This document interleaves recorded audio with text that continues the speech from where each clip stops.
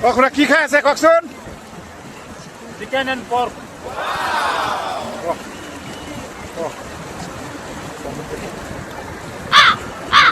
কওকচোন এইটো যে বনাইছে আমাৰ দেশী ধৰণে কেনেকুৱা লাগিছে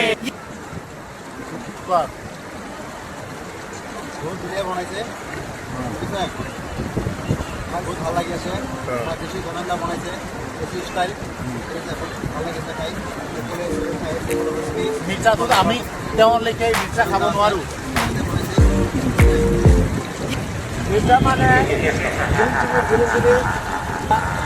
এই চাম পুৰা শেষ হৈ গৈছে নাই আমি বাহিৰত আহিছোঁ বাহিৰত আকৌ চাওঁ